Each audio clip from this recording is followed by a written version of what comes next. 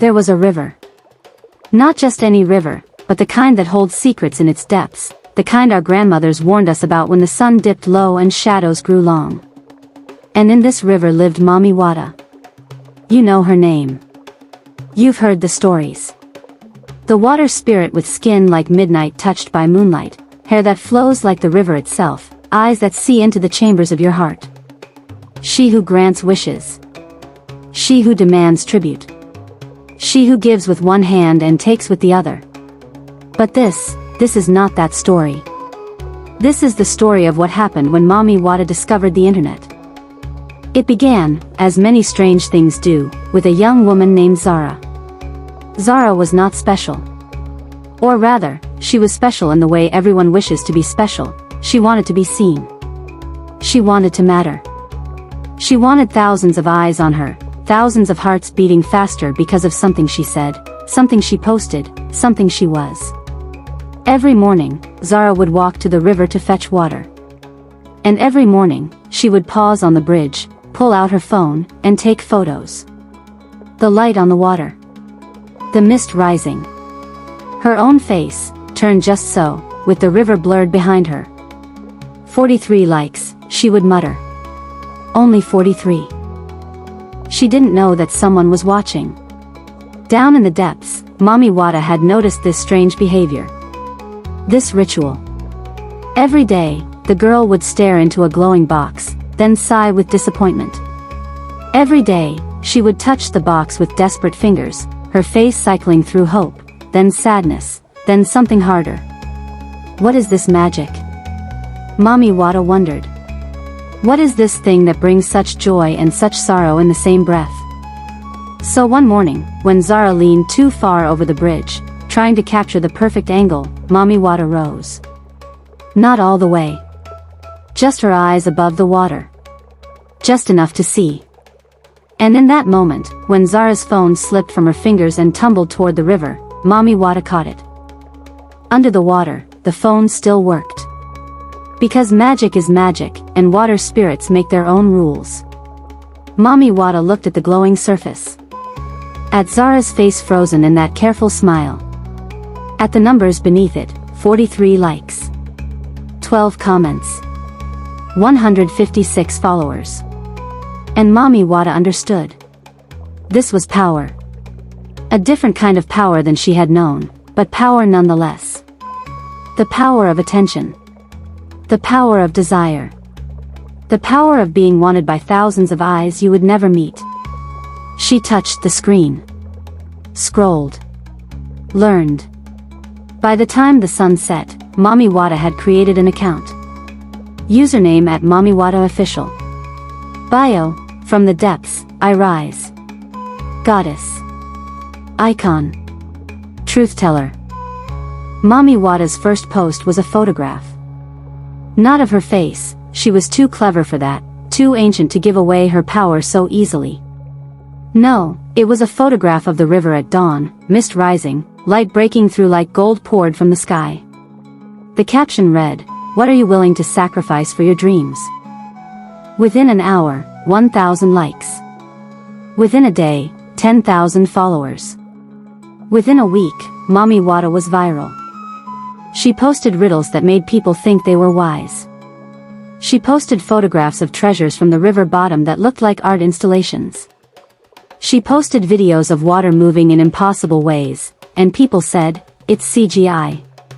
It must be. No one is that good at effects."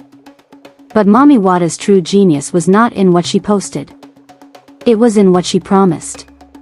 "I can make you unforgettable," she would comment on the posts of struggling artists. "I can make them see you," she would write to the invisible ones, the overlooked ones, the ones crying into their screens at night. And when they asked how, she would reply, "Send me a message. I only help those brave enough to ask." Zara was one of the first to send that message. "I lost my phone to the river," she typed. "But I've been following you. I've been watching. You promise you can help people be seen? I need to be seen. I've been invisible my whole life." Mami Wata's reply came instantly, "What will you give me?" Zara paused. Her fingers hovered over the keyboard. What do you want? Every Monday, you will post only what I tell you to post. You will say what I tell you to say. You will become the voice I whisper through. Do this for 1 moon cycle, and I will give you everything you desire. Zara agreed. Within hours of her first post, a photo Mami Wata had sent her, along with a caption about authenticity and vulnerability. Zara's followers jumped from 156 to 5,000. By the end of the week, 50,000. By the end of the month, Zara was being called an influencer. Brands wanted her. People quoted her. She was seen. But something was changing. Zara's friends noticed it first. You don't sound like yourself, her best friend Amara said one evening. These things you're posting, they're beautiful, but they're not you. Zara laughed, but it sounded like water over stones. This is me. The real me. The me I was always meant to be. But at night, when Zara looked in the mirror, she sometimes saw her reflection blink a moment after she did. Sometimes her eyes looked darker. Sometimes, when she smiled, she saw too many teeth. And Mami Wata grew stronger. With every person who agreed to her terms, she learned more about the human world. She understood what they wanted: validation, importance, the feeling that their lives meant something beyond the ordinary. And she gave it to them. But she also took a piece of their voice. A fragment of their soul. The part that made them them. By the rainy season, Mami Wata had 10 million followers. No one had ever seen her face. No one knew where she lived. Some said she was a collective, a group of artists working together. Others said she was an AI, the most advanced anyone had ever created. But those who had made deals with her, they knew the truth. There were hundreds of them now. The artists who suddenly had galleries fighting over their work. The musicians whose songs played in every market. The writers whose words were quoted like proverbs. They were all successful. And they were all fading. Zara's mother was the one who finally said it out loud. You're disappearing. They were sitting at dinner, and Zara had barely touched her food. She couldn't stop checking her phone, responding to comments, monitoring her engagement rate. I'm right here, Mama. No. Her mother's voice was gentle but firm. Look at me. Really look at me. Zara lifted her eyes from the screen. Her mother gasped. Your eyes, they're gray. They used to be brown, like your father's. Now they're gray like river water, Zara finished quietly. That night, Zara tried to delete the app. It wouldn't delete. She tried to deactivate her account. The password wouldn't work. She threw her phone across the room, and it landed on her bed without a scratch, screen glowing with a new message from @MamiWata official. You cannot break a bargain with the river. The river always collects what it's owed. Zara ran to Amara's house in the rain. I need help, she sobbed. I need you to tell me I'm still real. I need. Amara pulled her inside, wrapped a blanket around her shoulders. Tell me everything. And Zara did. All of it. The deal. The posts. The feeling of herself slipping away, like sand through fingers, like water through a broken pot. When she finished, Amara was quiet for a long moment. Then she said, we need to go to someone who understands the old ways. Grandmother Ikeen lived at the edge of the village, where the old forest began. People said she was a healer. People said she was a witch. People said many things, most of them whispered. What everyone agreed on was this: Grandmother Ikeen knew things. When Zara and Amara arrived, Grandmother Ikeen was waiting on her porch, as if she'd expected them. So, she said, not looking up from the cloth she was weaving. You made a deal with the water woman. How did you? Child. Now Grandmother Ikeen looked up, and her eyes were ancient. Mami Wata has been making deals since before your grandmothers were born. The medium changes. The need is always the same. You wanted to be seen. She wanted to be more. Can you help me break the deal? Grandmother Akin set down her weaving. You cannot break it. But you can pay the debt differently than she expects. The old woman explained. Mami Wata was not evil. She was a spirit, and spirits operate on different laws than humans. They make bargains. They keep their word.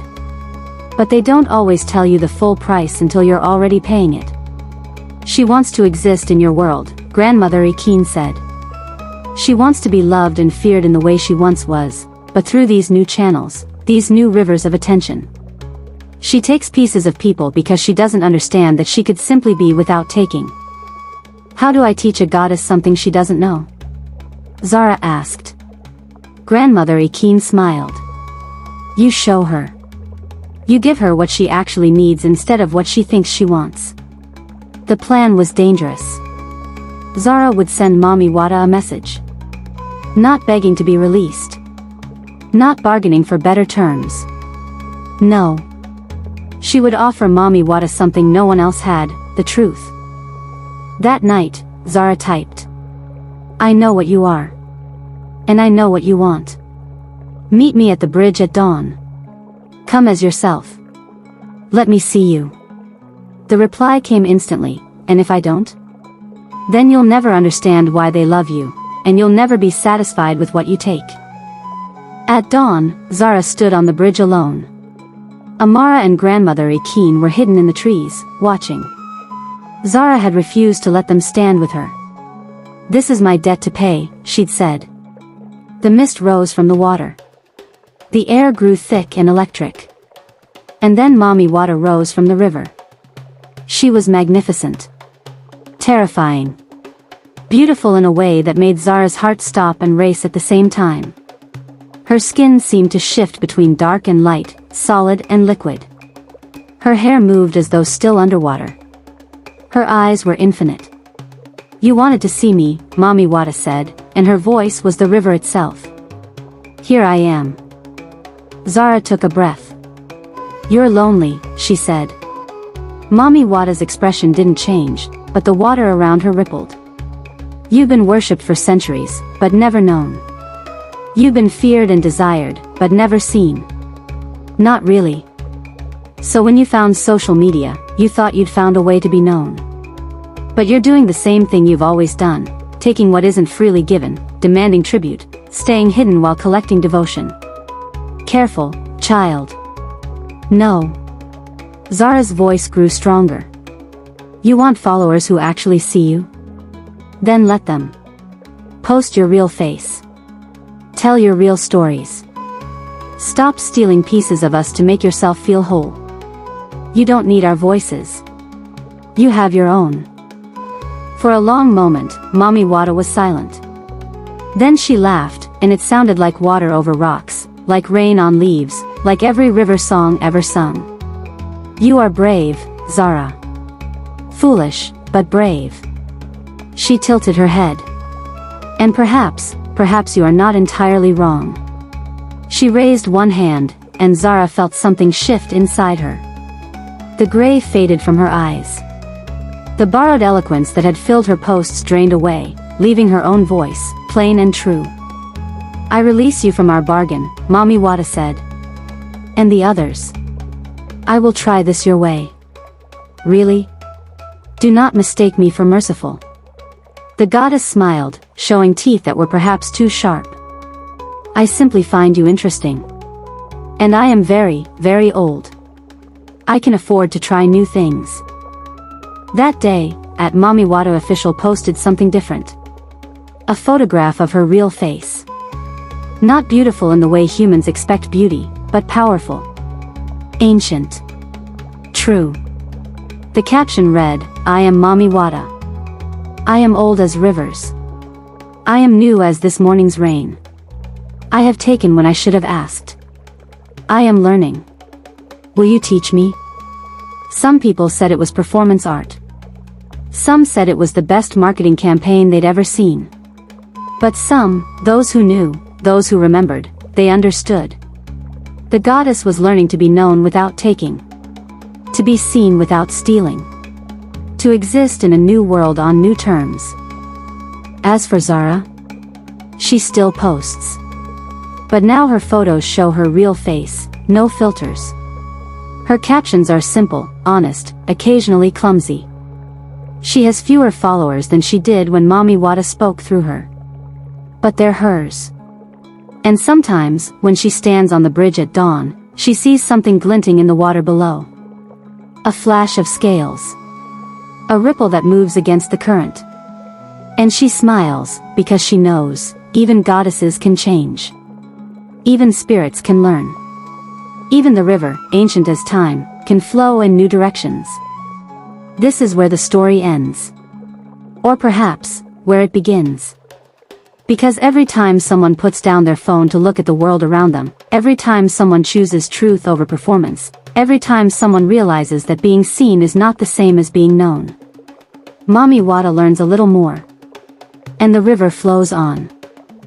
Don't forget to subscribe and click on the notification bell for more African folktales and moral stories uploaded every week.